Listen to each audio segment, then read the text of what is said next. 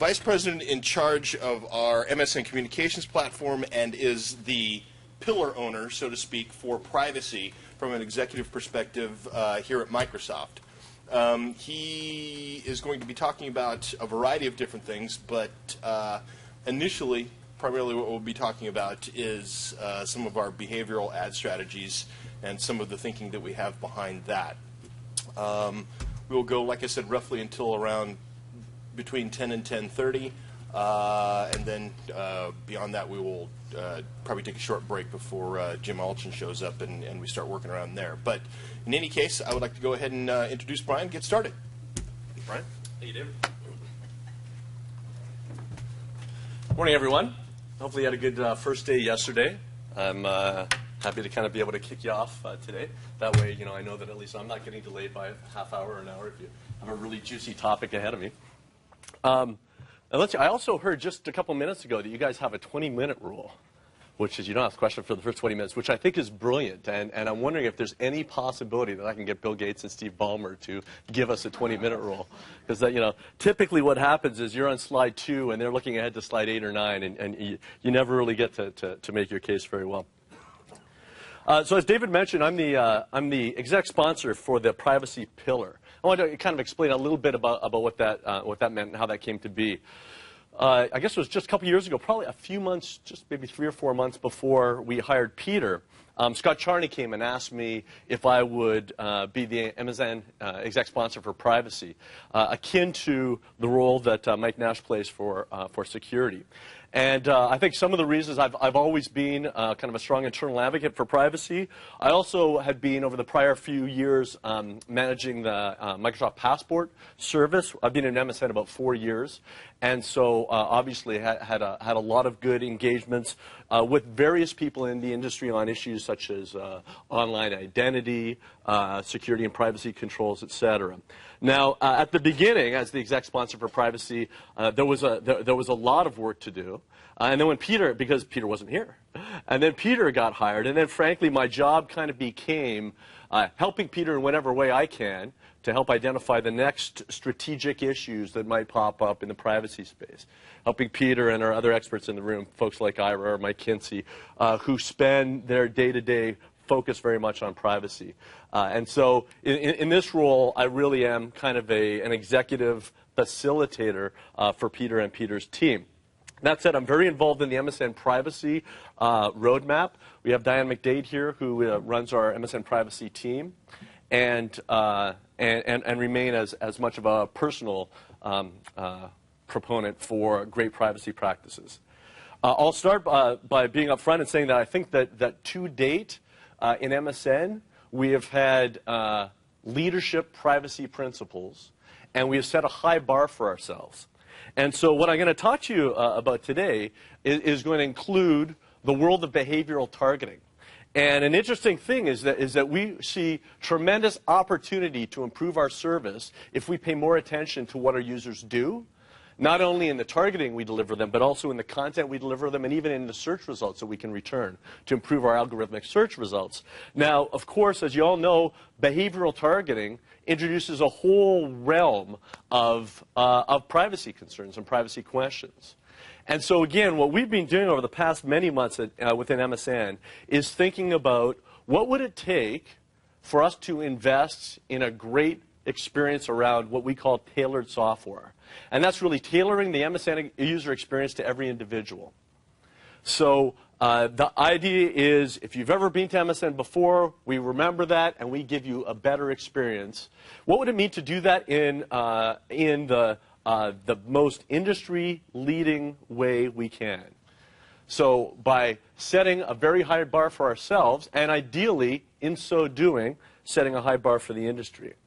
Now, our plans are still very much in the kind of formative mode, and so that's why actually I'm very much looking forward to a bunch of discussion here, because before we take anything new and innovative to market, we like to get some folks who will really ask us the interesting questions, push us on areas where we may not have thought about things as deeply as we need to, and so that's what I'm hoping to get out of this morning.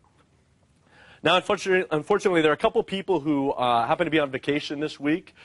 Joe Duran and Con Smith work in the MSN team, particularly focused on our advertising strategy.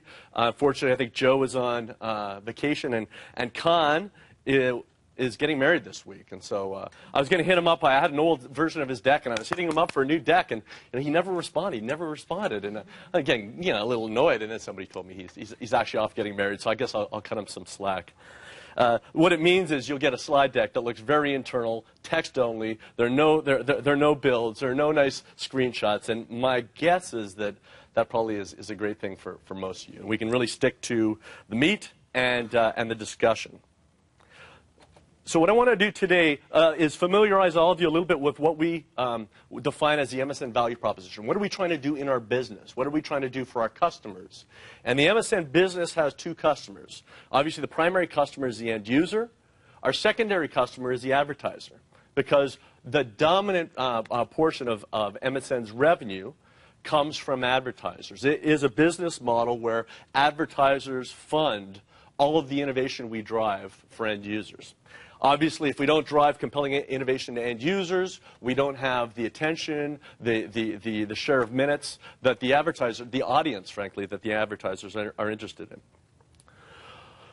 We talk a lot about things like pledges and principles internally, especially when it comes to any area where you've got potential controversial decisions or trade-offs between maximizing business revenue in a short-term way and customer principles that we think are so critical to our long-term revenue and profit goals.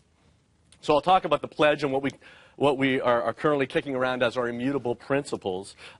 Really, those are principles that we've documented internally, and the idea is if we're to go with a broad public discussion, how would we word these immutable principles?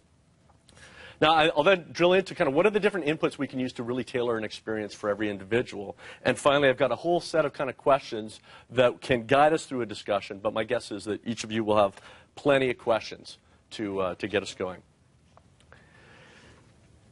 So I wanted to start with our MSN mission, which is to empower people in their personal lives to realize their potential by bringing them closer to the people and information that matters most to them. In fact, we think of there being two significant innovation areas within MSN. One area is information services.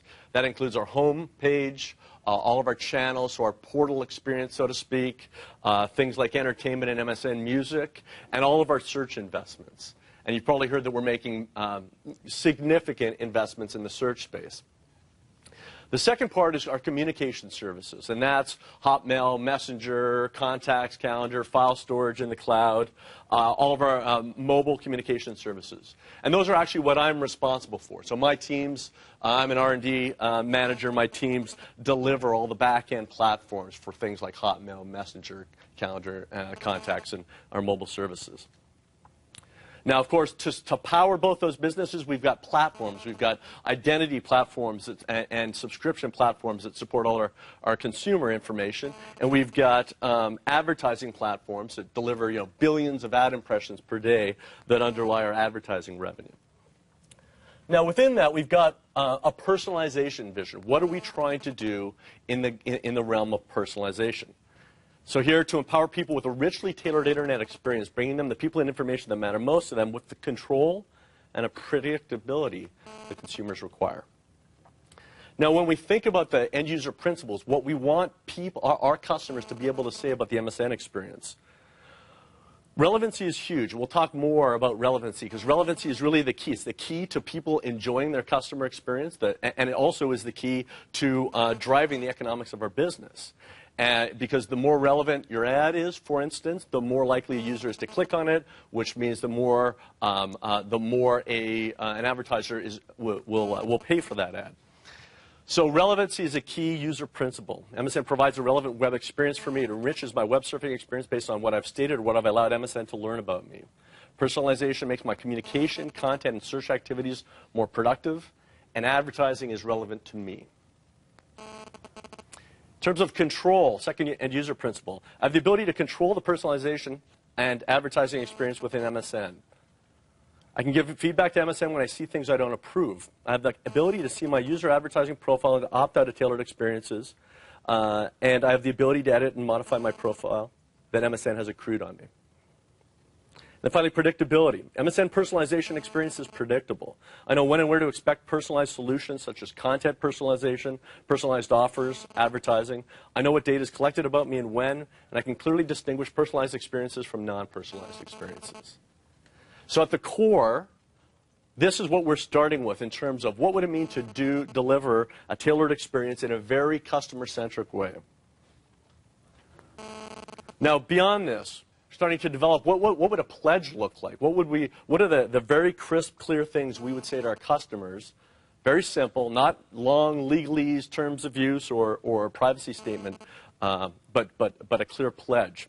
And actually, I'll make a brief aside. One of the things that we've done recently that we're very proud about, because it's taking some of the tough things about privacy and figuring out how to do them in a consumer-friendly way. And that is, you may be aware that we did what we called a layered notice strategy within MSN, a layered privacy notice. For years and years, we've all been faced with privacy statements that are a bunch of legalese. They get longer and longer as services get more and more complicated. They get less and less understandable by users. You can't assume any users ever clicked on the link and really read through it. And yet, we think that it's a good thing for consumers to understand the basics about what they're agreeing to when they visit a site, download a piece of software, et cetera. So one thing that a number of folks, including folks like Peter and Diane, were very involved with is working with the privacy industry to come up with a layered notice strategy. And that's rolled out over the past 8 months, I guess, worldwide for MSN, where our customers are presented with a very easy to understand and summarized view of what are the privacy principles and the core privacy practices of MSN.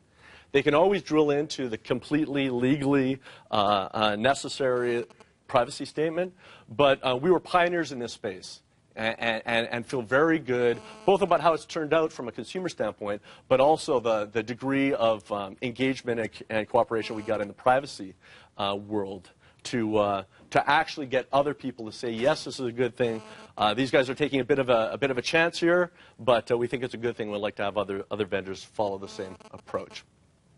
So in this context, if we're to deliver to move into a world where we're providing more of a tailored experience, what kinds of things would we tell our users? Well, we'd say things like MSN will never install software on a user's machine without their full consent. We'll get into some of the challenges that a lot of other players have had in this industry. So much of the negatives around behavioral targeting have come from people, frankly, not respecting number one. Number two is a place where we think we can differentiate. MSN will grant each user unprecedented access to their data, allow them to see what has been collected. MSN will grant each user the ability to edit the information we collect.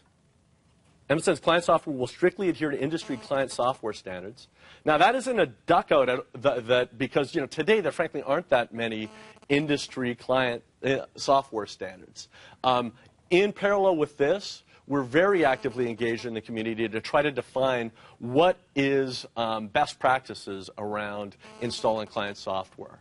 Things around notice consent, installation, uninstall, control. Those are things we're very actively engaged. Not only, first off, over the past 24 months, defining for ourselves internally, but now more and more engaging the community and engaging externally. And then finally, MSN will never show a pop-up or pop under advertisement. We haven't done this for probably a couple years now. And again, I'd say one of the biggest negatives in terms of how a lot of players have engaged in behavioral targeting, one has been a problem, 5 has been a problem. Basically, the way folks have made money has typically been through serving very intrusive ads. Now, obviously, as a business where we are funded through advertisers, we pay a lot of attention to what is good advertising and what is bad advertising. And the nice thing is that good advertising is advertising, frankly, that customers click on. And customers only click on it if they find it to be of some interest. So the good thing in the advertising-funded software space is that if you do things that customers don't like, there's no business return. If you do things that customers do like, you wind up having a long-term business return. Now, for things like pop-ups and pop-unders, there was in the early period, they actually drove a bunch of what the heck is this, and a lot of click-through, and so some very early revenue return. But over time, it's just not sustainable, and you wind up sending customers away from your service. Another thing we've noticed is when we over-monetize a page, whether it's our homepage in MSN or our search results, that you can add another ad and get a short-term revenue boost, but long-term you're pushing people away from your service. So there are a couple of interesting feedback loops in our business that wind up accruing value to the service that delivers the most relevant ads, the least annoying ads, and frankly, the fewest ads. And so our aspiration is to deliver fewer, more tailored ads to our customers in a context where they are most ready to engage on them. I'll give you another interesting example, just the way we've learned, because frankly, folks like myself and other executives on the MSN team knew very, very little about the fundamentals of advertising a number of years ago. But noticing things like in the MSN Hotmail experience, when people go to Hotmail, they typically want to check their mail or they want to send a mail. And what we've found is that, that those aren't the most obvious commercial breaks, so to speak. So there'll be some advertising there, but those ads don't tend to get as much attention as, for instance, the ad that pops up after you've just sent an email.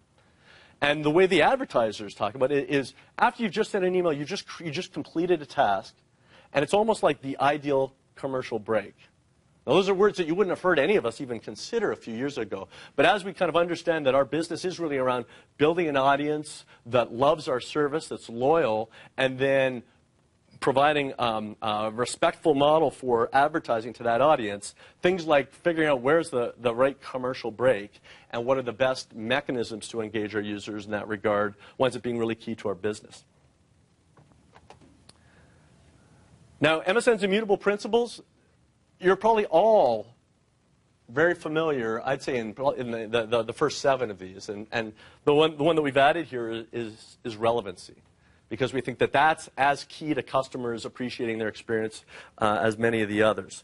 So I will very quickly move through these because as I said, I don't think it's news to anybody who's focused on fair information practices or best privacy practices. Clear notice.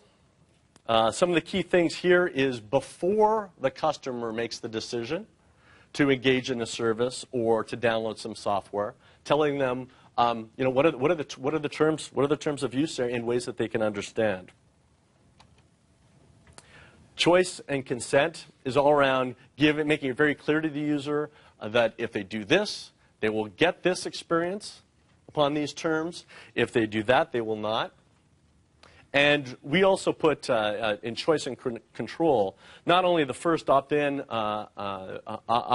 scenario, but also the ability to, at a later date, go back and change your mind.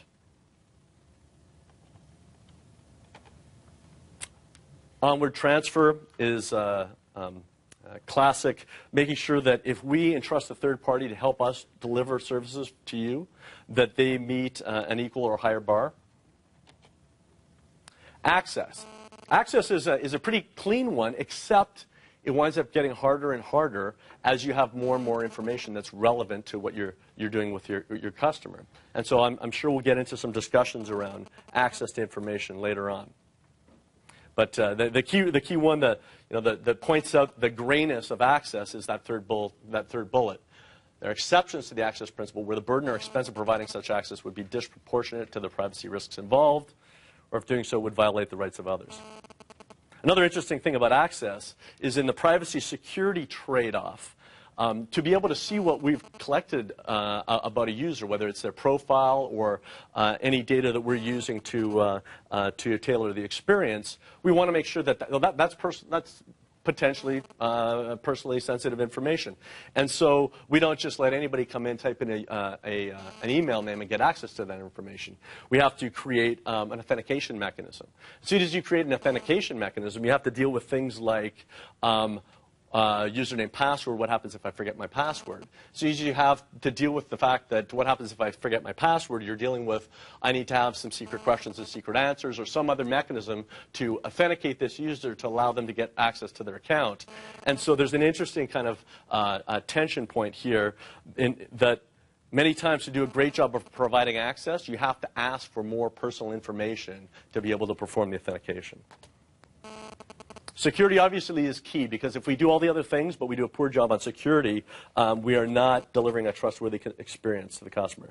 And as you can imagine, this is an area where we already believe we are delivering industry leadership engagement, but continue to move forward our best practices here. Data integrity and data quality, making sure that our data is relevant and reliable, accurate, complete, current. Enforcement and remedy. So what are our documented internal practices and how can our customers engage us if information is not correct? And then relevancy, the one that we added in the context of tailored experience. The collection of data should yield value for the users. What are the 3 different categories of value we find for better tailoring the user experience? We think that over time, we will be able to deliver markedly better algorithmic search results. Secondly, we believe that we can deliver more interesting, tailored information and editorial content. We have some pilots already in MSN where we, for instance, do something we call NewsBot, which is in MSNBC. We've done some trials where you, by paying attention to what stories people click on, that just becomes part of your input in building them their homepage so that the next time they go to MSNBC, they've got a more tailored experience all around the articles that we bubble up to the top. And then, of course, more relevant advertising from high-quality merchants with less intrusive vehicles. So now I will do 2 things. I'm going to start to describe some of the inputs that may guide tailoring. And frankly, when we're through with this slide, your 20 minutes of safety time is also up, so you guys can start asking questions, and we'll probably get into the meat of the conversation. Online advertising is, I'd say is a still pretty immature business. There's such an opportunity to deliver more personalized experience online than there is in any of the other big media today. And that really hasn't been widely taken advantage of to date. And there are a number of different reasons. Part of it is that advertising online still makes up a really, really small percentage of all the advertising dollars, even in the US. But and so what you have is you have an entire ecosystem. You've got large advertisers, but they work with a number of different players, the ad agencies and the sales houses, and to deliver advertising campaigns. So you have all these people, thousands and thousands, probably hundreds of thousands of people worldwide who are involved in the advertising business. And again, since online advertising is still just a new thing, they tend to ask for things that they already have in other media. And the key in other media is all around audience and how do you describe your audience. And so things like the user-provided information, what we use an acronym CZAGL for things like country, zip, age, gender, location. That's pretty standard audience definition that is used, for instance, for people buying ads in magazines. Now, given that we're a real-time service, we get to do some other things that, for instance, are very relevant in TV. So you can have campaigns that launch in a given day, that only launch within a certain time window, that only launch for people within a certain location or geographic area. Now, the geographic area, there are 2 different things. We have information that the users, upon registration, tell us. They say, like, I live in this state or in this zip code. Sometimes they may have multiple zip codes where they work versus where they live. But there's also the technology to be able to at least get a good guess based on the IP address that they're coming from as to where they are geographically. And all those can be used as inputs for tailoring an experience. Now, there's contextual, and people think of contextual in a couple different ways. One model for contextual advertising and contextual tailoring is The user's made a decision to go to a particular website or a particular subpage in a website, so you have some sense of what they're interested in. You know, you can deliver more links to stories just like that. You can deliver opportunities for them to engage with a community of people that are interested around this. You can deliver advertisements that are particularly relevant for folks who are interested in the surrounding context. And then there's user behavior. So you might say that, for instance, contextual is in some ways a subset of user behavior, in that, you know, the user went to this site, and so that was a certain amount of behavior. And we look at user behavior in 3 different categories, and I'll give you a sense as to why we break it down this way. First off, there's what a user does when they're at our website. So that would be everything that ends with .msn.com, for instance, in our situation.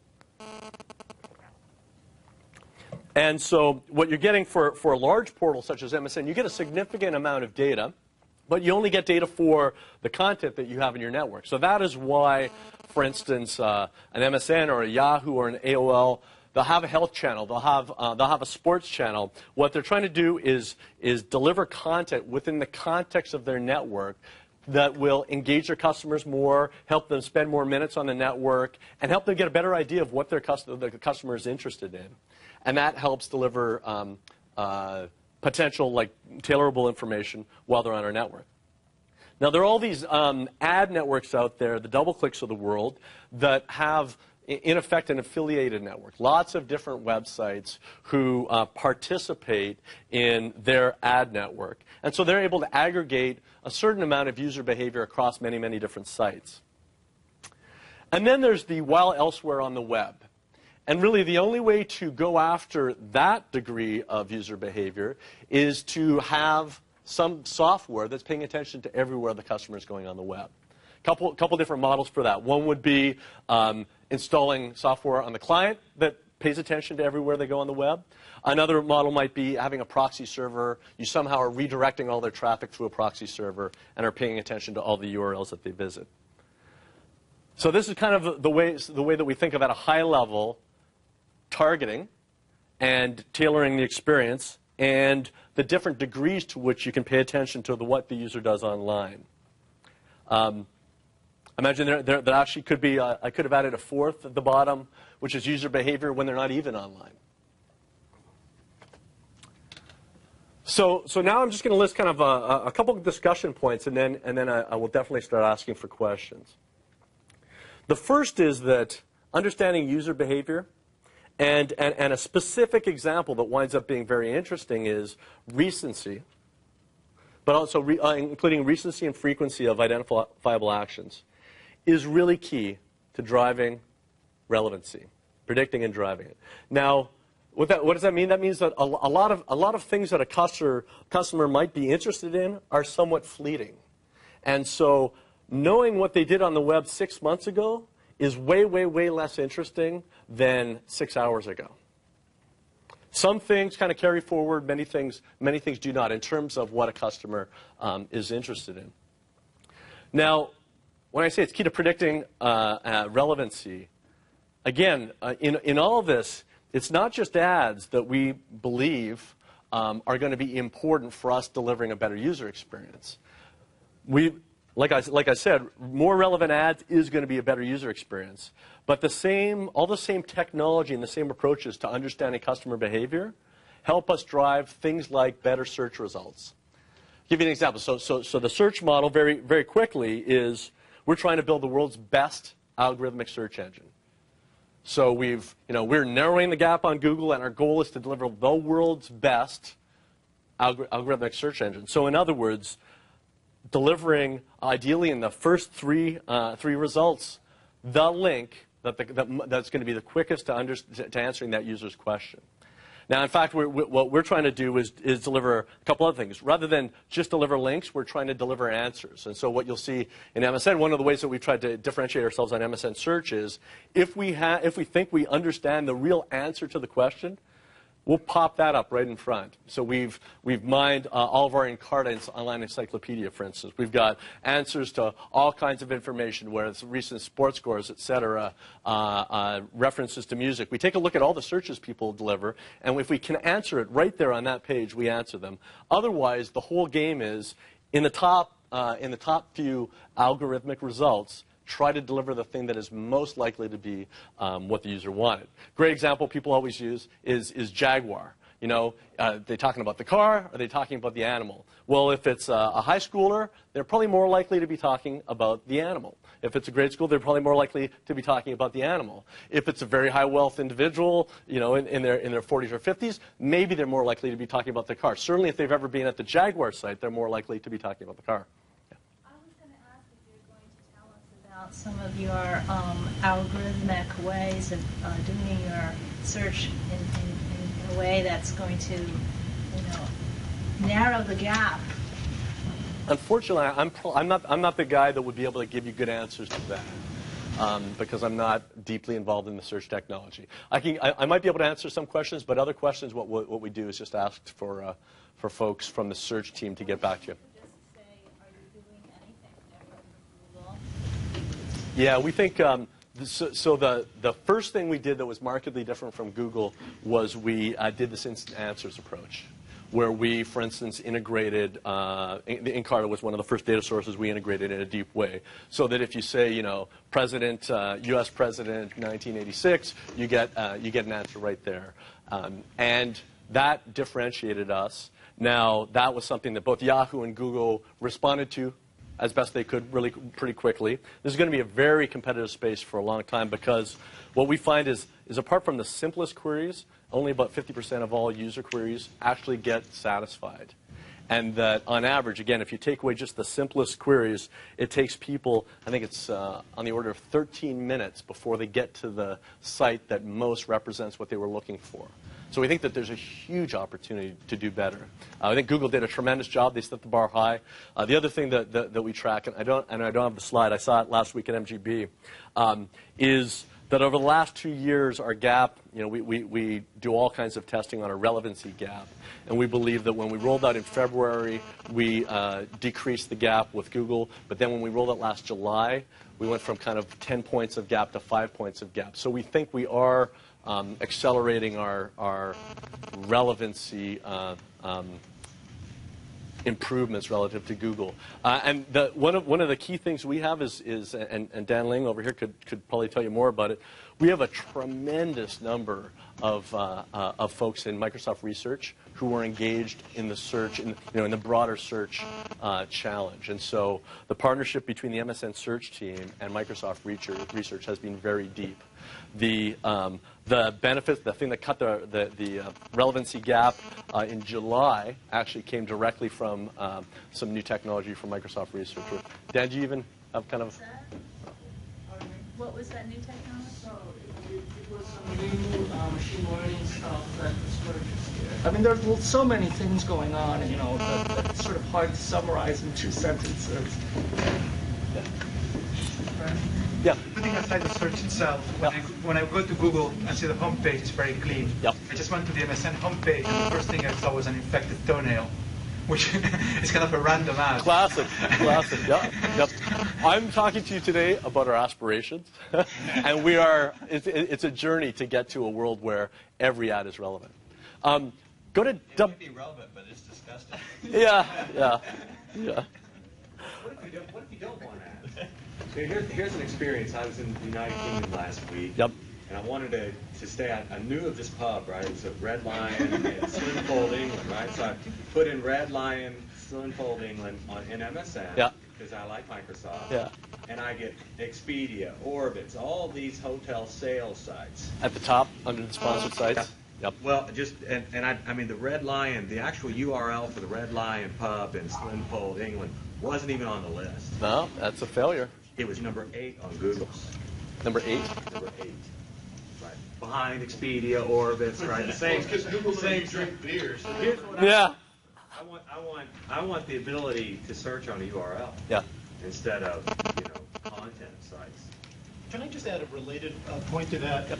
One of the things I've noticed I'm also looking at the toenail, thank you very much. But whenever you open MSN, it captures your cursor and puts it in the search box. And in fact, it captures it no matter what you do. In other words, you know that it captures it, so you click on the URL line, and it still drops it down to the search box.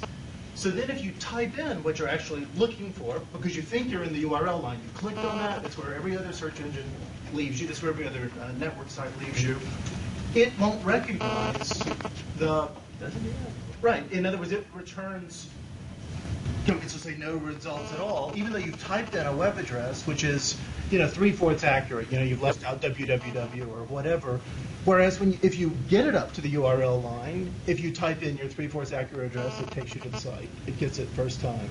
So from my point of view, the search engine is actually less useful, but then doubly irritating because it captures your cursor, and you really have to. It takes 2 clicks to get it back up. Yep. Is there any, that strikes me as fairly manipulative not to at least leave the cursor. If you go to Netscape, it leaves the cursor wherever you want it. It just leaves it out. Yep. No, that's great feedback. We should at least, it's a failure if we don't give you the URL that you would have gotten if you typed it in the URL line. And B, that's good feedback on the experience. I wasn't even aware of that. Yeah, I'm looking at a 1997 article about Microsoft's efforts to do better profiling and personalization. And I lived through that, so I'm just wondering how much that history, because I think within the privacy advocacy community, that history is very top of mind. And I don't know to what extent. So in 97, Netscape and Microsoft coordinated and came out with their answer for internet privacy. And they came up with a standard, and they were very proud that they were helping privacy. And the title of the standard that they came up with was Open Profiling Standard. And the privacy people went nuts. They said, here's what's wrong with the industry or with Microsoft at this stage. It's a long time ago, it's 8 years ago. The problem was that when Microsoft thought it was doing something for privacy, they came out and called it an open profiling standard, which sure made it sound like they were profiling and surveilling people. And there was a pushback on that, and there was a whole lot of back and forth, and it helped empower the FTC to get lots more active. It was one of the things that helped spur them further into action and being tougher and all that. And so in 2005, we have a session today, and there's 27 places where you have these really good, careful, learned from experience things in your slides about privacy. But it's Microsoft coming around again to talking, seems like in a public way, and the discussions about purchasing Claria maybe sort of crystallizes it, coming back to something that was a flashpoint for controversy once before. And I think there's a couple of things to think about there. One is, are all the changes since 1997 important enough that this time personalization is done in ways that really works with privacy and will be seen to work with privacy? Or is personalization going to lead to some pushback and some set of political reactions and complaints and all that kind of stuff?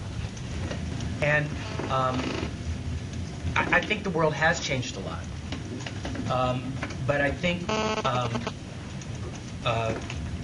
how to play your slides from today against the privacy advocates who have these reflexes that they've built up from previous years is something to have as a strategy, to sort of thinking about how to roll that out. Yeah, no, I absolutely agree, and that's something that Peter and Diane and I are all very aware of. Though I don't know that none of us were maybe involved in 1997. I don't know if anybody in the room really was involved in that.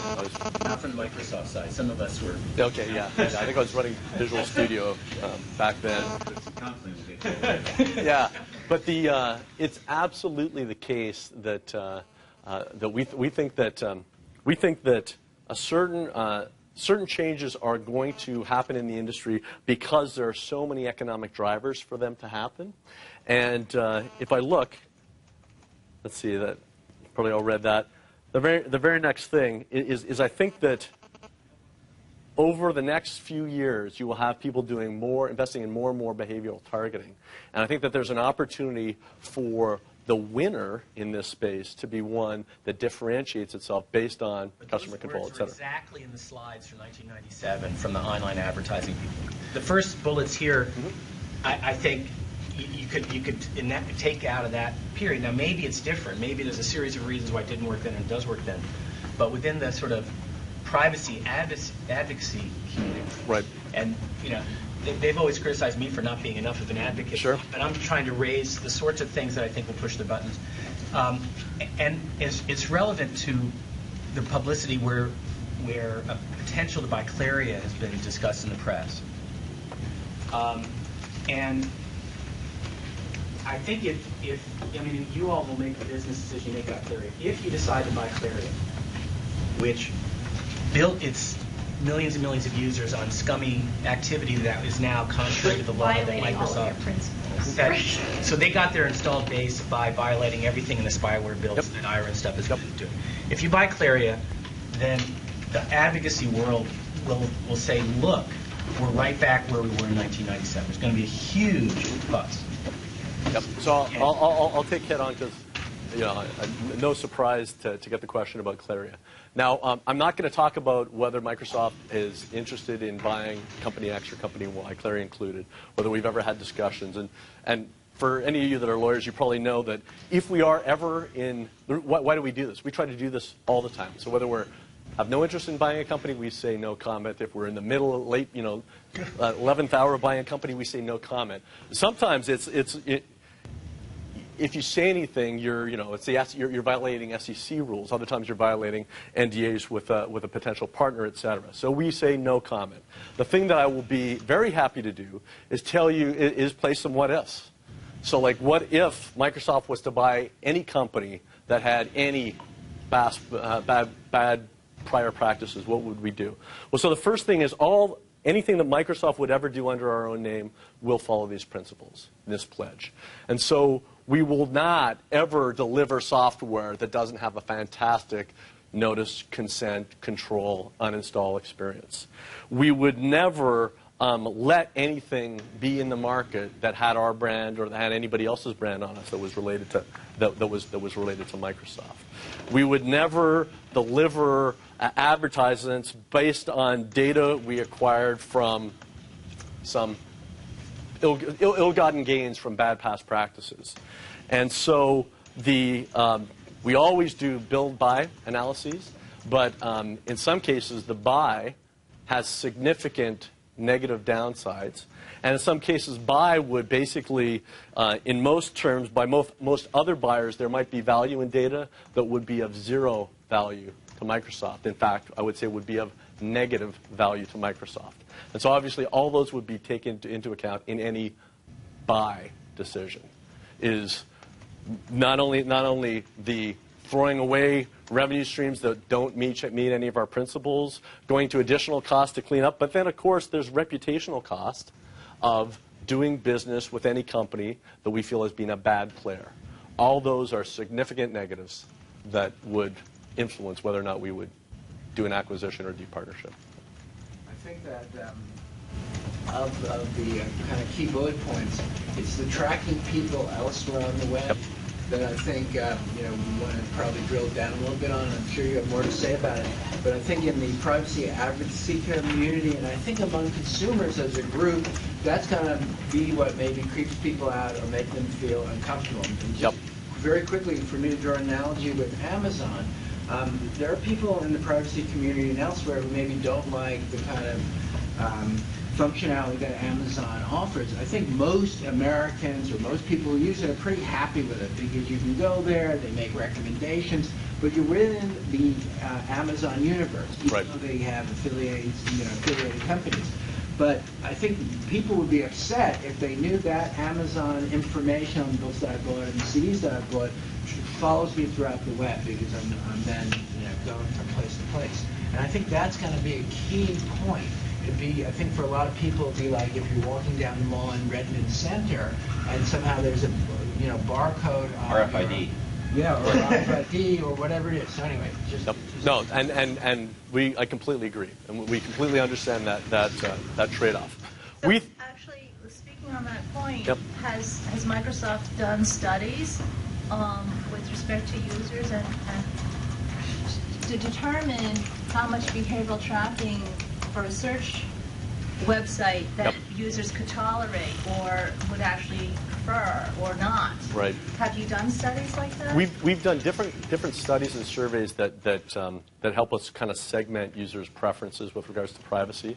And the first thing to mention is that we don't think that there's ever a case where everybody would opt in to, or even, in my view, in the foreseeable future, that you would have a majority of people opting into a world where every site they visited on the internet was being paid attention to and led to a more tailored experience.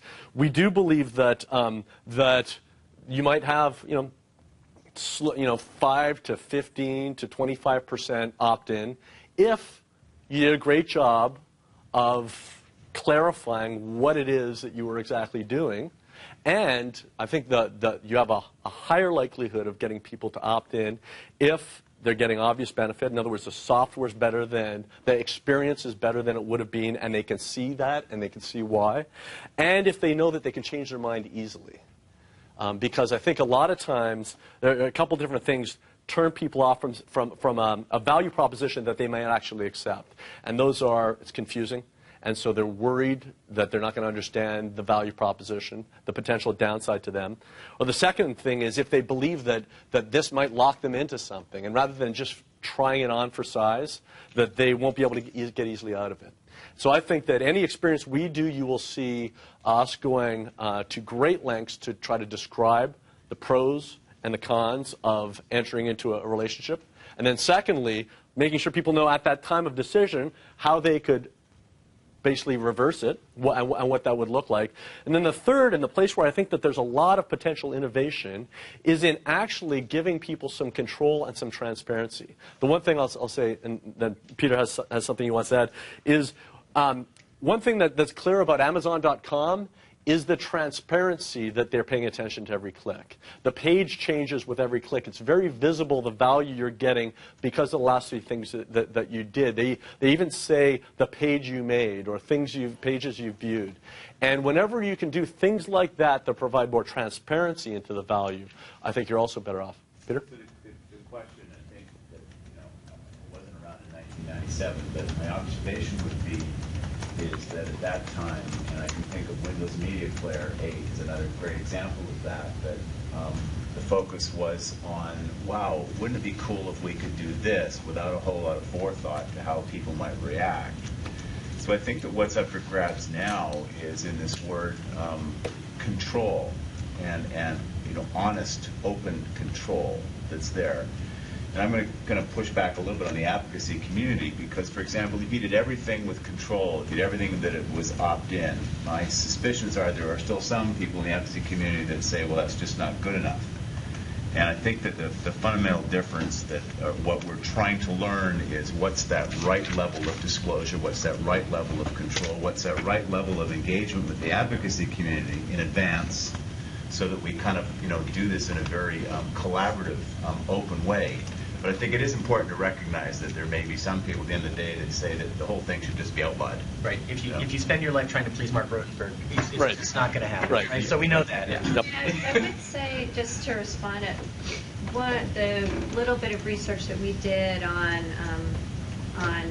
user installation practices, and we looked at regret and how they felt after the fact if they'd installed something that did something that somebody might call spyware. So, for example, kind of extensive monitoring. And folks who installed the Google toolbar, hardly anybody wanted to install it after the fact. And it follows a lot of what you do, right? But because the disclosure is really good. But I also think it's the brand, the branding issue. I think that, I think Peter's right that touching profiling is dangerous. I think Google has paved the way. I mean, it's hard to imagine doing stuff that's more intrusive than what they do.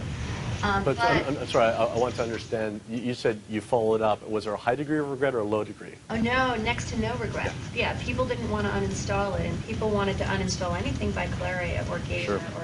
But I would say that, I think that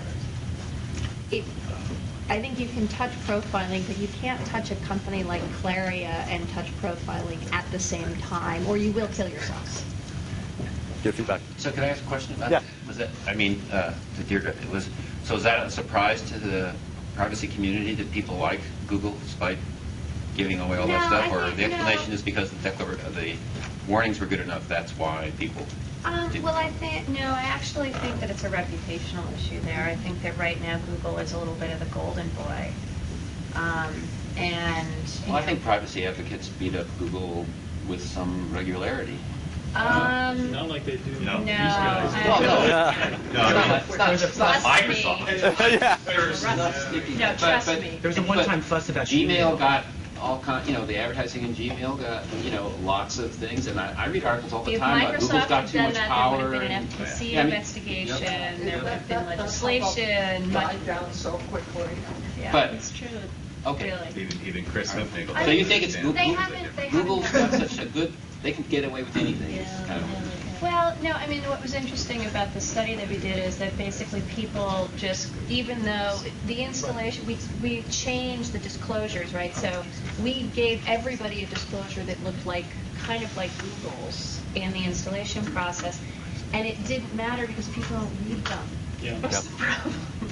But Microsoft. when they read them later on, they were kind of happy about them. But so the kinds of things that I think people are going on are trust, brand image, and so I mean I just think it really highlights the potential liability of buying anybody who's perceived to have dirty hands in this space. Yeah. There were a bunch of other questions. One thing I haven't seen discussed much in this space is the fact that sometimes browsing is a social occasion as opposed to a solitary activity.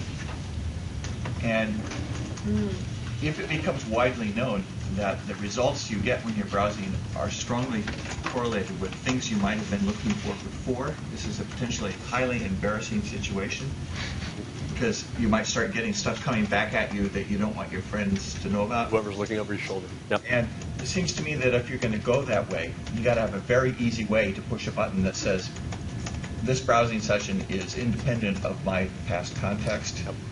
Has anybody thought about doing that? Yeah, there has been good discussion around Has that. done a lot of that also, which I think has protected it. Yeah, they've done a fair amount to kind of so button like that in Google? There's a way to kind of ease kind of clearing out your cache and how personal. That's different. Technical activity, which most people Yeah. don't have any idea how to do. Yeah. The concept of stop paying attention to what I'm doing. Don't, basically disconnect the rest of this experience from what I've done in the past. Yeah. is a great one. Doing it in a clear way is a bit of a challenge, but it's something we're thinking. And it can't be like go to the such and such fourth level Exactly. panel and clear my history files. That's just not going to cut it. Yeah, and it also is a test. I mean, it winds up being when we see that when we do good advertising online, we actually benefit financially, and when we do bad advertising online, like the toenail ad, it's actually getting a lot of discussion these days in MSN. It's not considered good. We think it turns away more people than it dollars that it brings in, but you can't tell anybody that I said that because I'm sure that there's a customer there that thinks it's very good. The second thing that we want to do is give people control to be able to turn off some of the sites. In other words, have entire parts of the web where they whenever they go there, we wouldn't pay any attention to the fact that they've been there. And that is an easier way to kind of control the experience. So those are both good ideas. But what I was going to say is that paying attention to how many people opt in, and then paying attention to how many people click on that button. Imagine that we were to have such a button, or that later uninstall, are great guideposts for us to tell us whether or not we're doing a good job, and are we delivering a good value experience. Yeah. I have a question on your pledge. It said, I didn't know if line 2 is the second pledge just extremely carefully worded. Unprecedented access to their data seems a little relative or something. Yeah, it does, and so this is again more of an aspiration. Here's the example, and I've yet to find anybody to say that they've ever seen any other service do this. I would love to be able to basically in terms of delivering a higher return on investment for advertisers in the advertising space, there are a bunch of what we call interest vectors that are important. So as you can imagine, my level of interest in buying a car, hugely relevant in terms of how much how valuable that user is in that period of time. So your intent to purchase something is a super interesting interest vector. Now, wouldn't it be interesting if you could very easily, as an MSN user, go to a website where we say, hey, here are the interest vectors. Here's our best guess at the top 10 interest vectors that guide our tailored advertising. We see we're guessing that on a scale of 1 to 10, you're at 7 on intent to buy a car, you're at 8 on intent to engage in some new financial services relationship, you're in 2 in interested in sports, and you're in 1 in interest in a dating relationship. We've served up 5 dating ads, you've never clicked on them once, or every time you don't click, that goes down. Wouldn't that be interesting? I've never heard of anybody doing that. Maybe one of you guys have. But interesting in a lot of ways. I think the transparency would be very refreshing and valuable to the whole trust relationship. Secondly, it would be fantastic feedback for us if we're getting things wrong, would make our services better. Third, it would be fantastic feedback for the advertisers. And fourth, we do a better job of tailoring and therefore likely drive the business results of more ads getting clicked on.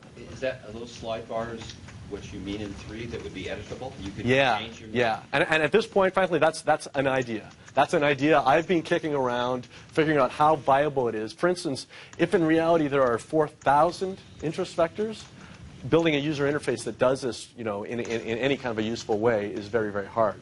If it turns out that there are 10, I think David's question was simpler than that, but he just wonders why is there that adjective unprecedented rather than just saying we'll give you access to your data.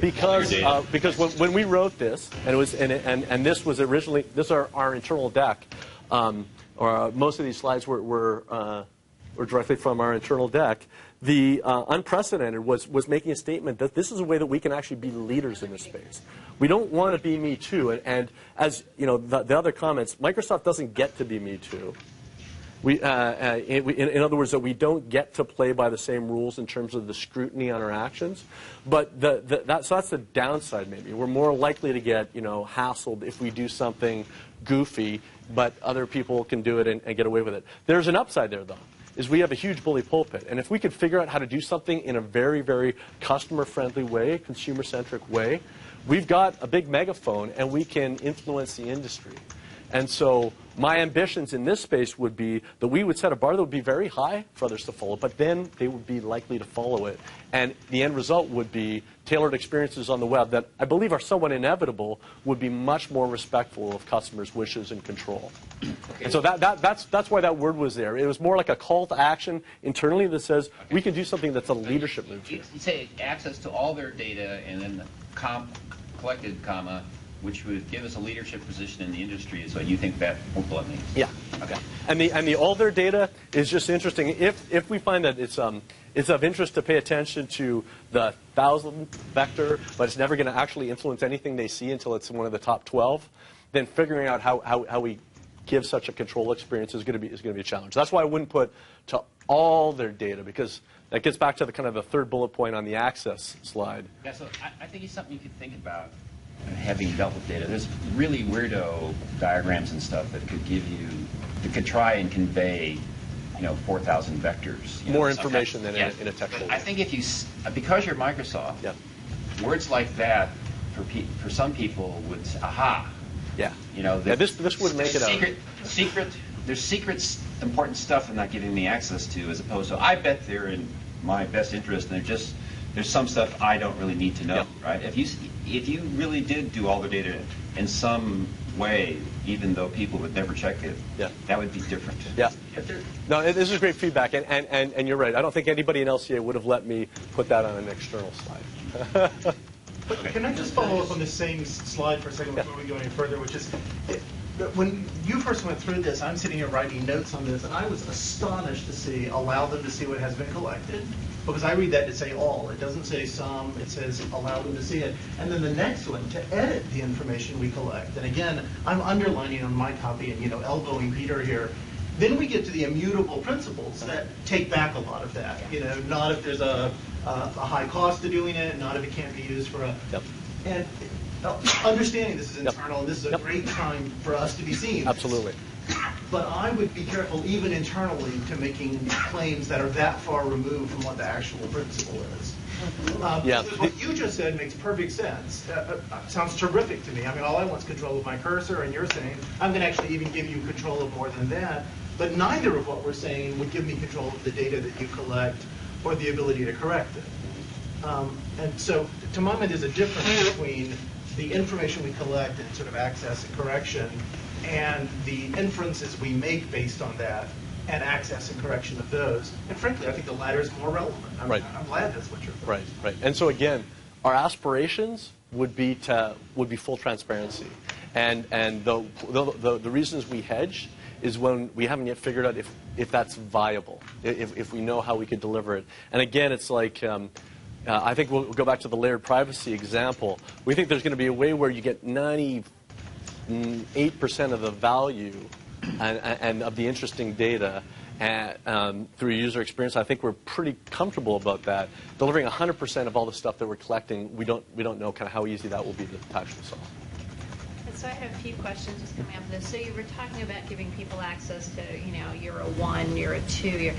Is that what you collect? Is that what you're currently collecting? Are you maintaining kind of a detailed clickstream? So we do clickstream analysis for a whole bunch of things on the MSN network today. Today we don't have any other affiliated sites. We're not a DoubleClick-like network. As a clickstream, data dump with attached to my name, or do you maintain info? It's in that form. Only like on the web servers for a very short time period, and then it goes through this massive aggregation and distillation process. And then it's there are two sets of information. There's one set of information which is like powering a website I can go to internally that says how many people went to this website in MSN yesterday, last month, the month before, from what countries, with what demographic information. And then there's a certain amount of information that is actually kept along with the user profile if the user even has any kind of a customer record. Because, the difference is between having 10 days worth of where I visited versus having, they like sports and they're rooting for the Red Sox. Yeah. Very different privacy concerns. And again, from everything that I've seen, there's not much economic value to the network or to any way that we would tailor information or advertising to have the detailed data of every URL I went to.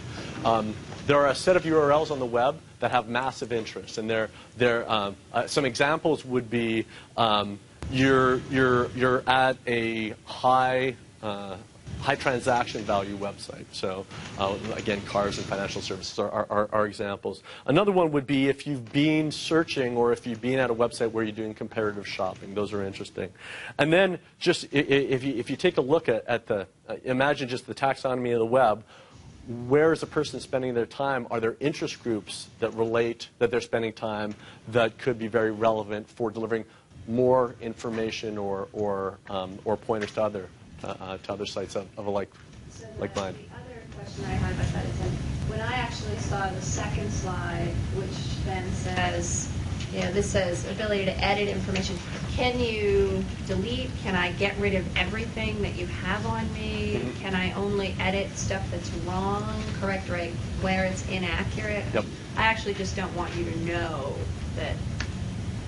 Yeah. So there's I foresee the different services of ours will have different exchanges, value propositions. So for instance, today for Hotmail, at Hotmail registration, that's a free service to the end user. We ask for the CZAGL information so that we can do that level of ad targeting on our network. If you imagine us integrating the ability in a piece of client software to pay attention to where you've been on the web, think of it as Toolbar Plus, some additional service. That would be if you want to stop all that collection, that would probably be an uninstall process that would take you back to just a standard toolbar that gave you standard features, none of the additional features that we're able to deliver by being able to pay attention, but would also purge all your data. So I think that it's of benefit to everybody in the chain if when you say, no, I'm not a 9, I'm a 1, that we save that, remember that, and never show you another car ad. Because in effect, you're telling us, I don't care about cars. And it's the right thing for our service and for our advertisers would be to not show you that. So again, it seems like what the customer would want is very aligned with what we'd want to do to provide a great experience, and also very aligned with what the advertiser would want. And then I have one more question. Sure. Go for it. So you said that one of the areas that you're doing a pilot test is actually on MSNBC. Yeah. Which to me is like one of the most potentially dangerous places to do a test of profiling because you're talking about intellectual inquiry. Yeah, this isn't an ad targeting profile or test at all. It was all about would we drive higher relevancy in the headlines that we actually put on the front page, was what that was about. But you're tracking what I'm reading. We paid attention to what you clicked on. Yeah. On the MSNBC side. And clearly many of the news sites do this, right? But I just, as a place to do a pilot, it's one of the dicier places to do a pilot, in my opinion. In terms of the data that you wind up storing on behalf of the user? Yeah, I'm interested in news for Iraq, and I'm interested, and depending on the depth of news that you have at MSNBC might be quite different than the depth they have at the New York Times, for example, and whatever. So. Gotcha. One more issue about users' data. So suppose I do a query on myself and I find a link that is inaccurate or whatever. What's the interface for people to post or private information that somehow got crawled and linked into your index? You mean, for instance, just in the search index? Yeah. So is that a good experience for a user to come in and contact Microsoft and say? Well, it's interesting because if it's in our search index, that means it's because it's out there on the web somewhere. Yep. And obviously we can't take down information on somebody's website. I don't know that we've got any mechanism for purging something from our index in a way that has any robust, like it's just going to be there the next time. If we crawl the web every 48 hours or what have you, it will just be in there the next time. So I don't know if that's even viable. There was a recent incident that a leading university had all of their interview references and comments online and was crawled by Google, and they had cached pages of all of that, and they actually took out the cached pages. Gotcha. Are you aware of if we have a search policy? I'm not sure. We could get back to you on that one. Well, I can tell you that doing this at Google is a painful process. Is it? And so it's going to happen more and more. People are going to have confidential information leaked. Right. And having a good interface for companies or other things to flush that cache. Yep. Can differentiate. I can tell you, can I just follow up on that? That I work with, we have this Chilling Effects website where we archive the MCA notices, right? Notice and takedown notices. And that's the tool that almost everybody uses to deal with that issue, even though they're basically trying to use copyright to protect their privacy or whatever it is that they want. And that I think there are kind of industry standards developing around that issue. Okay, good. Actually, I think although it's abuse of the legal process. First, as a general comment, I think the right to change what you agree to do. So if you agree to be tracked throughout is extremely important. Yep. I think it hasn't generally been focused on. It's something that I think of and have written about it in terms of being a right of exit. Right. So you agree to it, and then you decide my life has changed and I want out. And I think that's extremely important, and I think that will really raise comfort level with people. One thing is, though, you mentioned then, and just two quick comments and then you can respond. So you mentioned that if you're going to allow yourself to be tracked outside of the MSN site, it's an opt-in, and I wonder whether you've broken down on some of if there's a matrix or something for some of the things you offer, whether you're going to be doing it opt-in or opt-out. And so, for example, the Amazon website tracks your purchases, and it clearly just kind of happens. You don't opt into it. So first question was kind of is there a breakdown between opt-in and opt-out? And then second thing is, if you're going to keep user profiles that include any kind of information about sites that go to, that will then, of course, down the road be of interest in the post 9/11 environment for law enforcement. And so what that means in part is if you wipe it, or the issue with access, and people come in and they say, I'm not a car, I don't care about cars, and get rid of that information, and then you agree to do it, well, it really has to be gone, because I think you will get subpoenas, you will get demands. So those are kind of 2 points: opt-in, opt-out, and then how do you interface with law enforcement community? Gotcha. So on the opt-in, opt-out, we think that it's very clear to us that if we deliver a client experience that is tracking people's on the web, that's an opt-in. Very clear. That's a significant step. It's going to be super great notice, and then an opt-in consent there. We do not have any kind of an opt-in if you just go to msn.com, for instance, because that's just that the impact. Everything's in our terms of use and our privacy statement, but we don't want to be kind of putting up a pop-up opting people into just the msn.com. So it's kind of different for different services. Anything that involves any kind of client download today has a terms of use, and a click-through download stream with clear notice of our privacy statement and what data gets collected. But so is the principle then, if it's within MSN, no opt-in, but if you start leaving the network, the MSN network itself, then we get more into And I guess more broadly, if we felt that we were doing significantly different data practices, is when we would consider opt-in. Yeah, and today it is opt-out for across the MSN network, but all the client software, like our toolbar, you have to opt in, and this is very different than the Google toolbar, I might add. For that, the stuff that Dieter was talking about, and how far Google goes in tracking you across the web, we have an opt-in for that experience in terms of our collection of that data. And so actually, we are significantly different today on our consent experience than Google. So any client software at Microsoft that collects any data that phones home back to Microsoft, we have an opt-in, and that data is also anonymized today in such a way that it is literally impossible to tie that back to your presence that we might know about you on the rest of MSN. So we've made that distinction around the CEIP program. Yep. And also, Dieter, I just wanted to follow up on NewsBot for a minute. I looked really carefully at the NewsBot issue you were bringing up. I had that exact same concern when we launched that about a year ago. And I looked into it, and it's a case of my memory. I'll have to go back and give you like exact details. But as I recall, the way that service works is it only keeps the so-called memory of serving up the headlines that you'd be interested in on, I think, a rolling 30 days.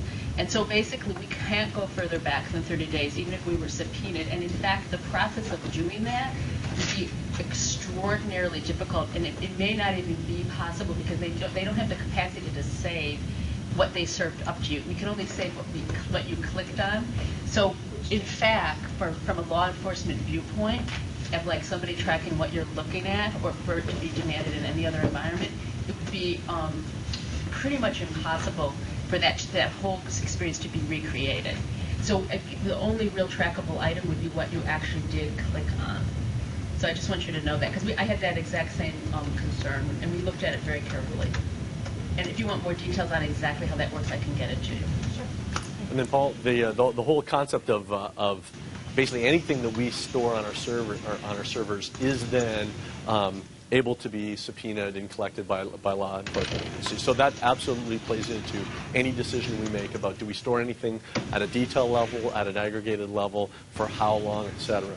Because, of course, so today we let you obviously go up and delete all your mail. If there's already been a subpoena, then a user can't go and delete all their mail. But if if there hasn't been, that gets deleted. So that's basically the way things work for all the stuff in our services. But it's a key issue.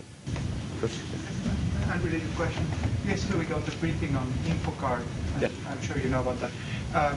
Is there any thought about having multiple profiles for online experience tied to InfoCard, so I can do search using one personality or another and keep those separate? Yeah, I think that's a very interesting idea, and it's something that we've talked about with the InfoCard folks. Is being able to, at the client side, switch in effect the persona that you're browsing with, that you're experienced, and in that world have different, different tailored experiences based on all this technology. But that seems to be years out, right? Or There's still a lot of work to do on the info card. I don't even know that. Yeah. we need help.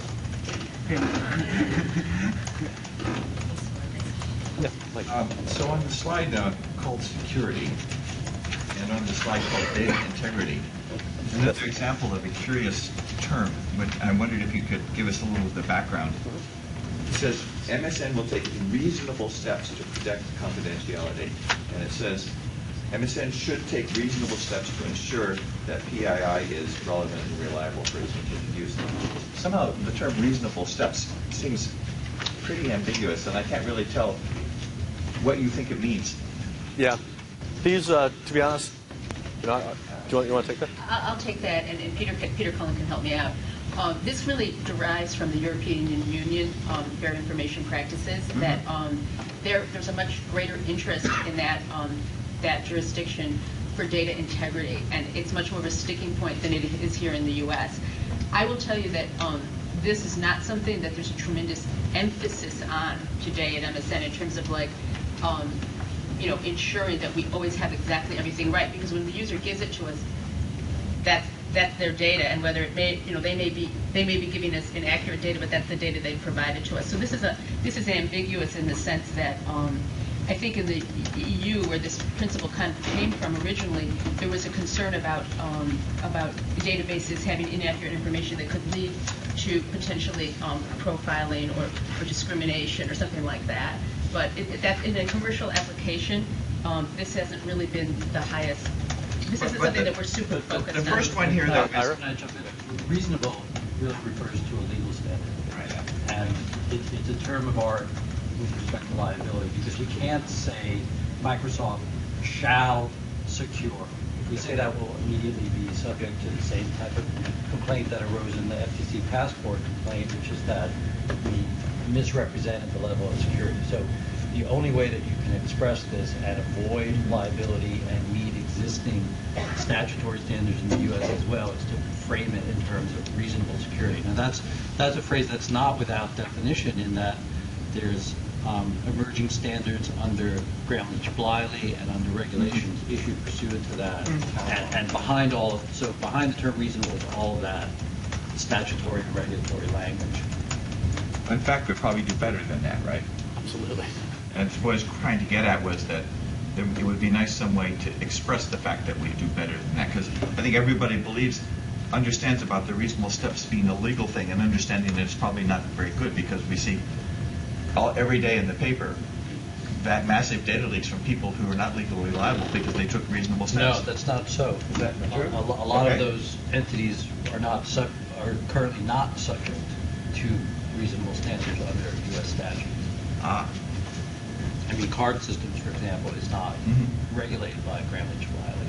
So there's a hearing today, in fact, where we're testifying, in fact, to discuss new data breach laws that might extend that reasonable standard to any entity involved in storing sensitive financial information. Of course, the FTC sort of embarking upon changing that landscape with linking, reasonable security with deceptive trade practices. Right. So I mean, but I think the other point about Diane's about data integrity is that I mean, if you think about this, is actually a benefit to us, that if we have relevant data, then we can provide a relevant experience for the consumer. So I think if you think about it in terms of our business model, whether somebody's a 5 or a 6 on a car purchase is probably not a big deal. But where the principle around data integrity is that will decisions be made on individuals based on inaccurate information? One can think about health, insurance, financial.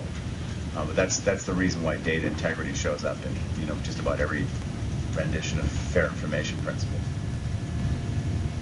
Can I just go back to Peter's earlier observation and raise a question, really seeking advice from people? I mean, as we look at this, there seems to be a bit of a disconnect in how this discussion typically takes place, in the sense that if you look back many years, on the one hand, profiling is certainly controversial, and it leads to a certain type of discussion. On the other hand, what this effort is all about at the end of the day is, how do you tailor ads in such a way to make them both more relevant to consumers and more profitable? Why more profitable? Because ad revenue supports free services. And that's sort of the 800-pound elephant that's never discussed. And if you look back at the history of profiling efforts and ad efforts, they're all about, in effect, surreptitiously doing things because people are afraid of talking about them. People are afraid about being explicit. And, think about the whole series with cookies and double-click. Now, then think about Claria. So, obviously, Claria and Microsoft in the news is not a great way for us to introduce this conversation. But where we are today is, we want to have this discussion. But part of having this discussion is being, is acknowledging that 800-pound elephant. It is about revenue. Right. It is about revenue. So there's no getting away from that. So I guess what I'm really asking is for more advice. It's not enough to tell us if you talk about profiling, that's controversial. No. Well, yeah, it is I think, can I just, so I was sort of saying this quietly to Peter Cullen, or sitting here. The sophistication of the Microsoft discussion is so far beyond where Microsoft was in 1997. It's just hard to imagine how different it is. And, because I had all this Patriot Act, Section 215, sort of data preservation, you know all the moves now. And there was nobody in this company that had those moves in 1997 when they said the way we're going to do privacy is calling it a profiling standard, which is how they went out publicly. So part of it, I think, is if I were going to regulators and I were going to brief the privacy groups who were willing to meet and actually learn, as opposed to the ones who just scream without learning. Is having some briefing documents that say, that are quite upfront. This has been a controversial area. We have had a multi-year and large effort, and here's a list of a number of steps that are in place today that were not in place in earlier years that we've taken. And by the time you basically recapitulate this conversation today, you can have a 2 or 3 page briefing document that has a dozen or 15 points that weren't true previous time around. But what is true is that the free content needs ads, and personalization is what's going to do it. Serving fewer ads but better ads is going to be better. All of that's identical to the bubble in the late 90s. All of those words were exactly the same then. But what's different is the notice and the choice and the controls and the don't keep URLs when you can keep summary data and wipe it out after 30 days. And we still can preserve if there's a subpoena, but otherwise we're not doing data retention because we don't want to. All of those things are answers that were not in place, and now they're in place. And having those procedures is a great big help. So I think that the best answer is to put out very clearly a paper, or at least for the kinds of people who are involved in this debate, that explains that clearly. Paul, and then I'll go. Okay, then just very quickly, so also to build on Peter's concept about kind of the briefing in place, something that I think that you said, which was very important, obviously you're going to buy the companies you buy. But if you say that if they have done things that don't meet with our commitment to privacy, we will not use that information. That information will be strict. If that's like up front when the announcement is made, that will really kind of, I think... Yeah, we're buying the technology, not the We're data. interested in the software, and with that, we commit up front to, get rid of it. And the second thing, and this is sort of goes to, I think, only a group on the privacy advocacy side and not a lot of people, but I think one of the kind of negotiation instincts or reflexes there is, which is not a good one and which is not a fair one, but simply that the less information in circulation, the better. Right. And so that's something going on in the shadows. And so then if we block this or we block that, it's ultimately good because there's less personal PII out there. And so fine, like if you want to have a revenue model based on what it's based on, I think that's entirely appropriate if people have, consent and do right to exit, et cetera, But just so you know that what's driving, even though people may not admit it, some of the arguments against that is just let's throw sand in the gears. Right. Let's have less information out there. But that attitude always coexists with, and let's have the same level of free services. Yeah. Oh, absolutely. But anyway, But so that's kind of like, it's like Groundhog Day to some extent. But if you know that it's kind of like Groundhog Day, I think you can counter it, at least hopefully, more effectively this time than in 1997 by the kinds of things that people here are saying, so that, because you can't win the argument that you're right, boy, PII out there is a bad thing, because that's not the model here. And so that's coming up kind of on the other side of the trenches, and so to the extent you have the kind of peer-swire briefing apparatus, it will help you so much. That's great. I want to actually add a little more context because it's pretty stunning. Again, this is something that I wouldn't have been aware of a couple years ago, but it's what gets me inspired to not just kind of lay low and let stuff happen and being a fast follower, but rather to be a leader in this space and try to define the playing field. Advertising in all its forms is over a $500 billion business worldwide. More than half of that is in the U.S. I think $270 billion a year is spent on advertising. So there's this astounding economic engine that's coming down the tracks.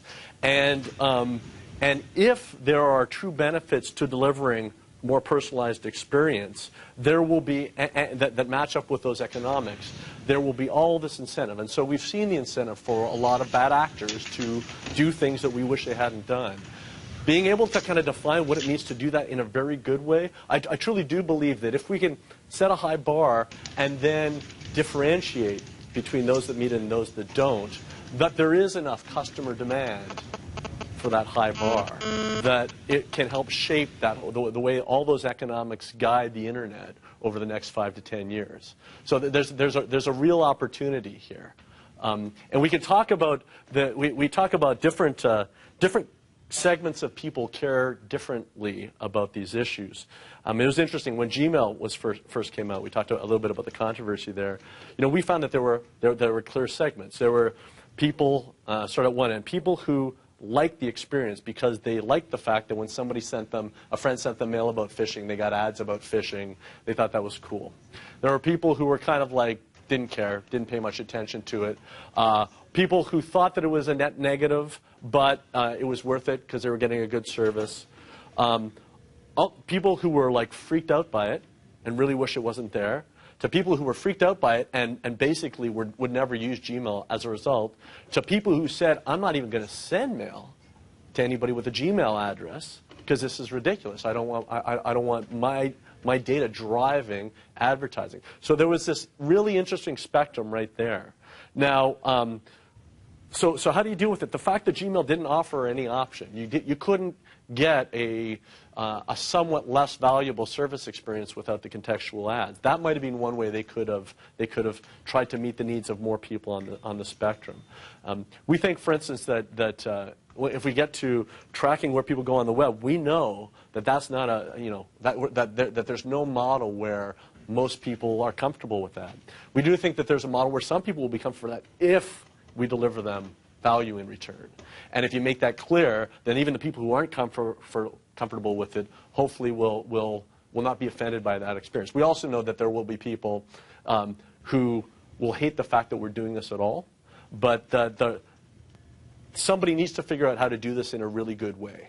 And if it's not us, it's eventually going to be someone else, but maybe they don't figure out how to do it in a really good way, for many years. So that's kind of the inspiration here.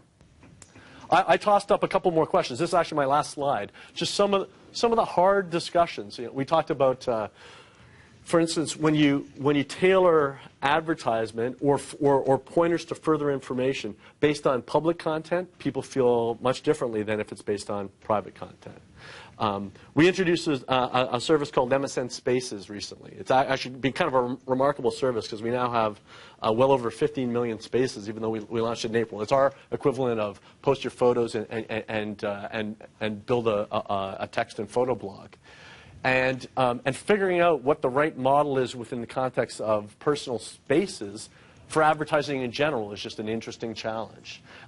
We think the model we'd like to do there is a user, if they choose, can drag an advertising module onto their space, and we share some of that revenue with them. Because that's one where, again, very clear value proposition in return for helping us make more money as well. I think we've talked about pros and cons of deeper access and control. Are you going to say how you're coming down on the private content?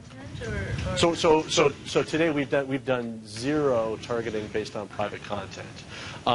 We think that we don't know how well it works is one thing. We don't know, for instance, how well Gmail is working from a purely business. So it clearly has some downsides to huge segments. If we did something like that, that too, we'd offer option A and option B. And so then you can see this playing out that if there winds up being significantly more value to our business for somebody to opt into that, then it might be in our best interest to deliver more value in some form to encourage that. The incentives for opting in was something I wanted to talk about.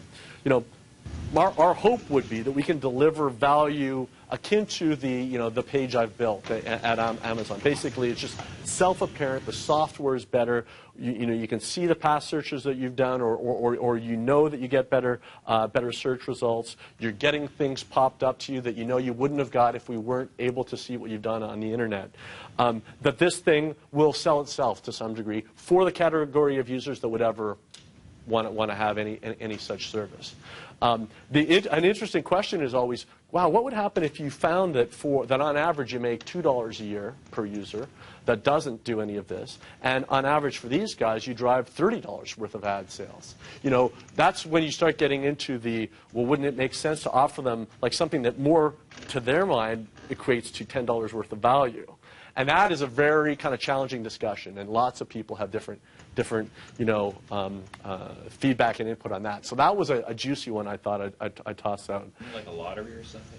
Well, people do different things. Like they say, enter to win a lottery or win a prize. But when it comes right down to it, if a user choosing to stay with a service is going to drive N dollars worth of value, offering them, half of N in software that they could buy would be economically valuable. Offering them half of that worth, in coupons they could use at their local store might be economically viable. And all of those tend to engender a different response, because then it's like, so it's not just the service I'm getting, is people are trying to acquire me and are paying me to have the service. So some interesting thing happens. It turns off a whole section of users. It may attract a different section of users, but then the value exchange becomes, oh, this isn't good for me. What's good for me is the N dollars worth of coupons I got, as opposed to what is really our aspiration, which is the only way we really are going to deliver more economic value end to end is if it's a better service, if customers want to spend more time with them. It might be like the frequent flyer program, where people fly are loyal to a particular airline. Right. Yeah. That's a great model. Yeah, I'd say the other thing about this is what I really love about internet services is their velocity of change. Mm-hmm. Like you guys had this little satellite battle, and if it was CD software, God knows how long it would take, right? Yeah. And that took days, right? I don't know what the gap was between one group had satellite data and the other group had satellite data. So if you do something leading in this space that's actually important, chances are, your competitors will do it pretty quickly. Right. So as well, which would be great. Yep. This is I love competing when industry competes on good things. Right. Like this. So I think given Google's image in leadership, It'd be great if you continuously led them and they had to catch up on for a while. But I think they're going to catch up. To what extent do you think typical users, that is, not people on the table, make a distinction between the Internet, MSN, and Microsoft software? And the reason I'm asking is, I think what you've laid out is laudable, but I don't know, somebody might maybe brought up the question about this card we heard about, this info card. Info card. Now that's a different part of the company, Yep. and it makes a lot of sense from where you sit for them not to be religiously following this, or for there not to have been any discussions of integrating these values in it. And a vanilla piece of software from Microsoft, which now typically may download updates from the web and so on, in a way that ought to be transparent to the user, might well adopt some of the ideas and values that you're describing here. And there are users who use web browsers and they don't worry about MSN sites, and yet since it's Microsoft, that's the first thing they saw when their machine turned on, they don't know that it's not MSN. Yep. So from the point of view of inside the company, I understand why you're a stovepipe for simplicity's sake. But I'm not sure that the people who are looking at you, and they're the people who you want to evaluate you, as opposed to the professionals, are going to make a lot of the distinctions that are being made.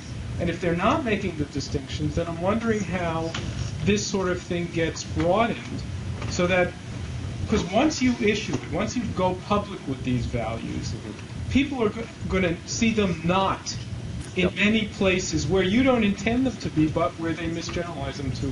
And when that happens, you're going to lose a lot of credibility, and it's not your fault in a sense. No, it's a great point. When MSN declares, if we make a pledge or say these are our principles, if it turns out that, Microsoft Business Solutions or Office or Windows aren't following them, it's a problem.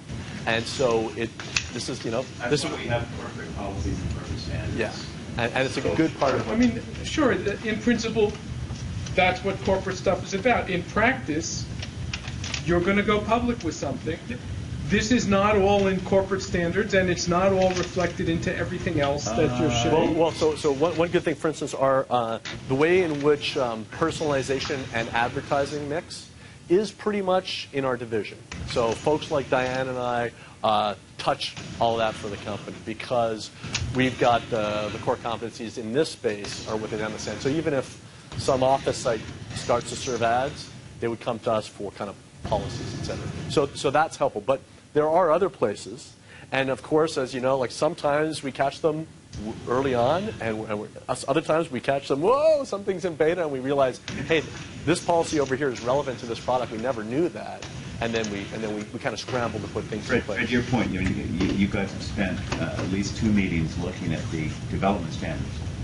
They apply to web services and products, and they are being operationalized. But from the info card presentation, I didn't have the sense that they were going to slavishly adhere to these sorts of things. I didn't see any places where they're not. What did you still early? Right? What did you see that was a conflict? I didn't see any conflicts, but when somebody's not up there mentioning about it, I wonder if it's an accident or. Yeah, but I mean that's one of the goals of building it into the development process, so it doesn't have to be an afterthought that gets It's missed. so you're saying it's so internalized that it's unnecessary. Well, I'm saying that before a product gets launched, it has to meet standards. Now, that's different than saying that Windows 95 meets those standards. When you finish the time machine work, we can discussion and we'll worry about it. SDL, it has been, as you all know, we're ahead of the product privacy initiatives at SDL, and SDL has been widely advocated. And while we still get surprises, like a week before ship, I've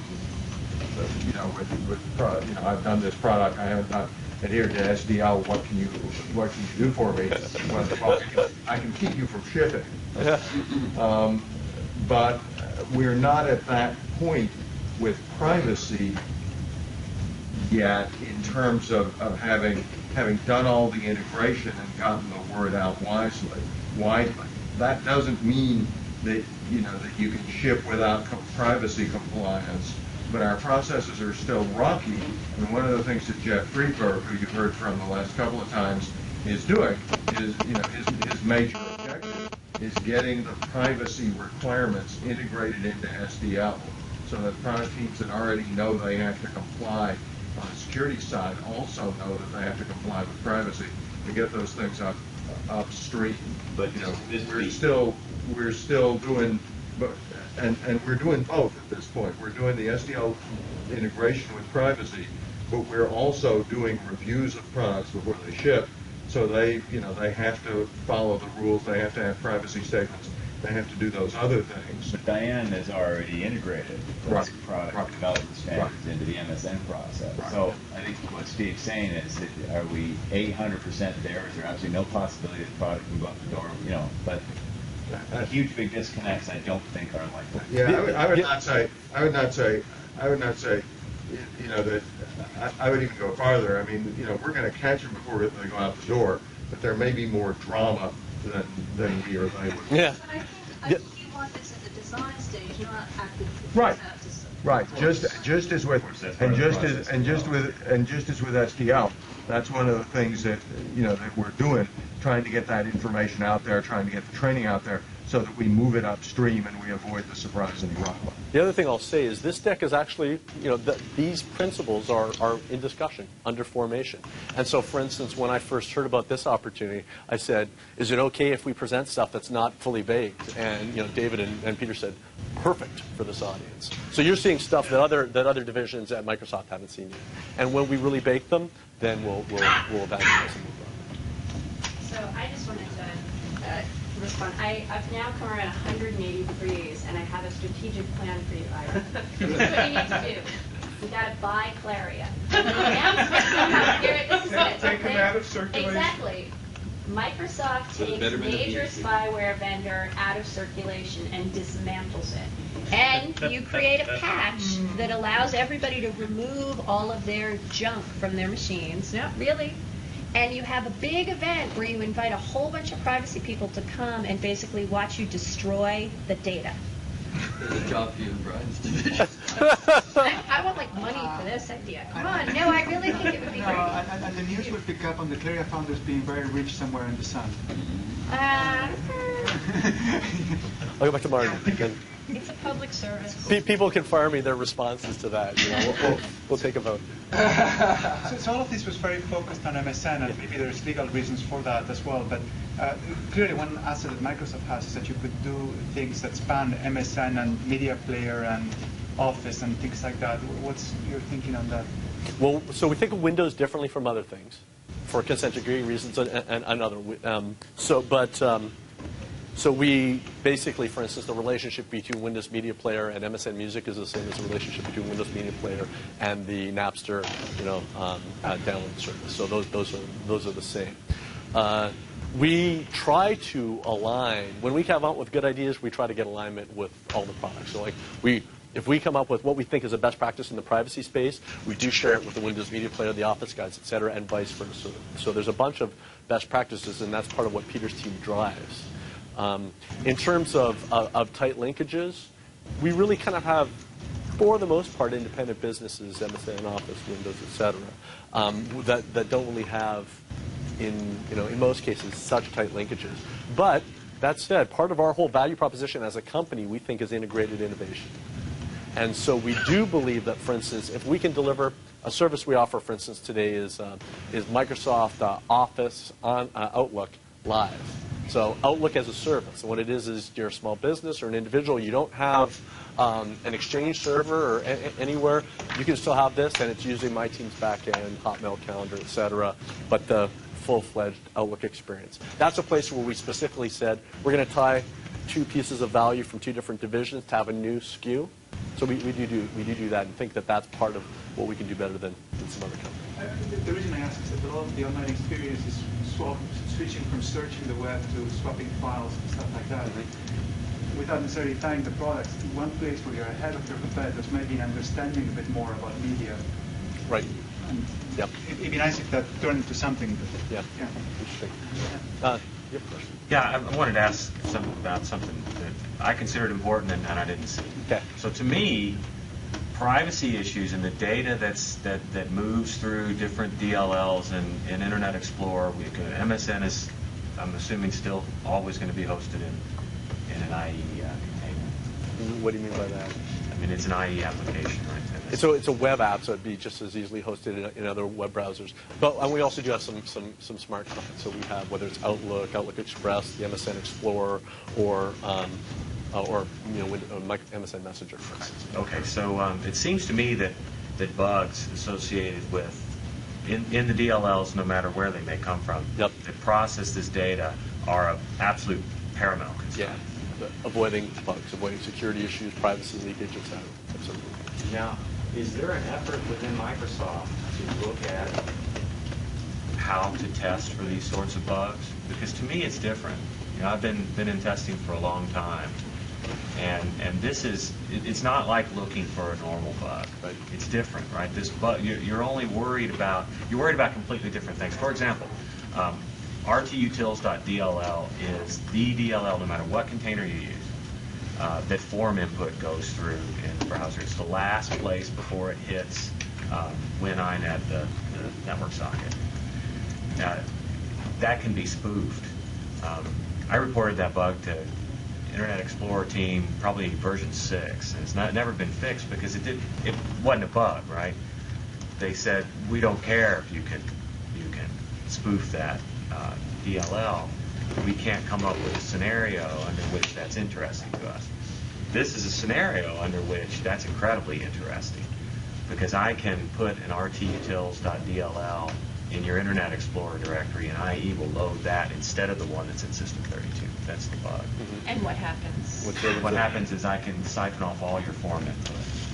You know, spyware it's like the ultimate spyware, right? Absolute ultimate spyware. So I'm going to actually defer that and ask Steve to follow up on that. Well, the bug, after this. Ask Rob Franco that at noon. The bug is the load library EXW API call doesn't include path, right? So they're just load librarying rtutils.dll. That sounds like a great specific issue. Don't let them leave the room. All right, but anyhow, that specific, I'll talk to Rob about that. Yeah, but the general? But the general issue of testing for privacy is different. Yep. So I did want to address that. SDL is not just about software development, the writing of code. It infuses us with a whole lot of processes and tools around testing as well. So, for instance, we've got some very interesting homegrown tools that do things like static analysis of code for the kinds of issues that have bit us in the past, whether they're buffer overruns, misusing different APIs, what have you. Privacy and static analysis have very little in common. Well, but you're talking about dynamic flow of data through the system. You ain't going to find that. No, but the privacy issue. Data that you're trying to protect is not in the code, right? So static analysis doesn't apply. Why? It's entered in through the application. Yeah, it's an input variable. Right, so it's they're so what you let me just try to address what we have. For instance, there are a whole bunch of ways that you can build web pages that leak data. And you're right, it's not what's in WinINet.dll. It's what you've done in your HTML or your .asp code that can potentially leak data, for instance, on the URL. So anybody that's being able to sniff the URLs can be sucking out personally identifiable information.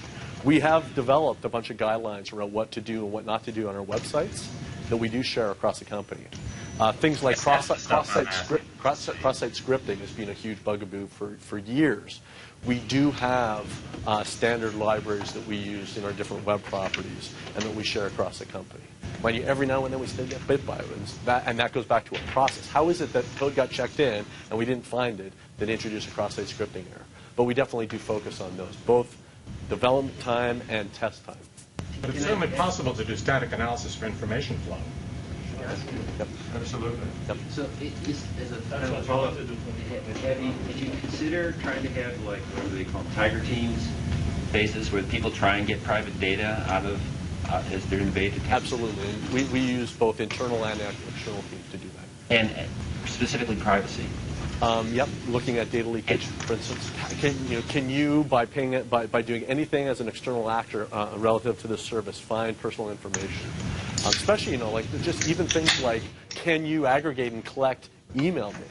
Because that winds up being one of the phases in our spam problem. It's just people who can easily troll and collect email names. So we have done that kind of analysis. We probably have time for like one last question. If there's a burning one that's specific to this topic, I'd love to take one. Yep. Well, this is slightly a change of topic, and it's probably too large of a subject. Just let me drop it in the hopper. Sure. One of the interesting aspects about the web is that more than half of the content is not sitting out there in easily accessible URLs. Right. It's in actual databases with front ends on them that generate web pages. And a lot of times the people who own those databases want people to register. Right. And they often want them to pay. Right. And yet it would be undeniably an absolutely wonderful thing if one could see what was in those at some level through things like MSN Search, because everybody's used to using one place to find things. You don't even know what the names of these databases are. Right. So the two questions are, one, are you guys developing a strategy for making the appropriate business arrangements with the purveyors of such things, like, say, the New York Times, so that you can get a back door to index their database? And then, two, have you figured out technically how to preserve the rights of the owners of that data when you do find things and direct people back into the front door to get to it? So yes, we are developing a strategy for how to tap all the kind of what we call is the deep web. Yeah. All the data that's holding databases. And you're also right that providing the right business models is going to be key to solve this problem. Because people like the New York Times, they face those issues. They know that every time they put up registration, they reduce their usage. They'd rather not. They want to have some return on all that investment. They want to make sure all their data isn't going out as RSS to RSS readers, and they're not even getting any page views because they're ad funded as well. It's a challenging space, but we got some innovative ideas that aren't far enough for us to really be able to talk about them even under NDA. But hopefully the next time you're here, we would have a better... It's a place where you could just leap way ahead of the competition if you could get that nailed. Yeah. And the interesting thing is if anybody's making money, in other words, if by getting access to that we're making money, then it means that there's an economic model where if we could do the right rev share, we should be able to unlock the information. And there may be some interesting privacy concerns about all of that, too, because you never know what they're collecting. True. Yeah. If you're a party of the transaction, then you may have some expectations devolve onto you. Yeah. Though again, at least we get to control those going into the business relationship. And in general, well, always, when we go into a business relationship with a partner, whenever it comes to customer data, we take a huge microscope to those issues and make sure that we're meeting or exceeding our targets. Great. I look forward to hearing about it. Cool. Well, I thank you all for a very good attentiveness. Hopefully that meant that some of this was interesting to you. And I'm Brian A. at Microsoft.com. If you've got questions, please feel free to follow up, or I guess probably follow through David. Yeah, that's a good point. One thing I wanted to reiterate, Brian and I, he asked us if we were taking notes here, but as with any of the sessions that you get here, if you've got questions, please feel free to go ahead and route them back through me and or put them in the final directive that comes back to us with regards to the types of questions that you'd like to get answered more fully or would like a little bit more context around. And then I'll take care of making sure that those get routed to either Brian or Diane or whoever's appropriate to answer those questions and get them back to me. So with that, we got a break. So why don't we take 5 minutes?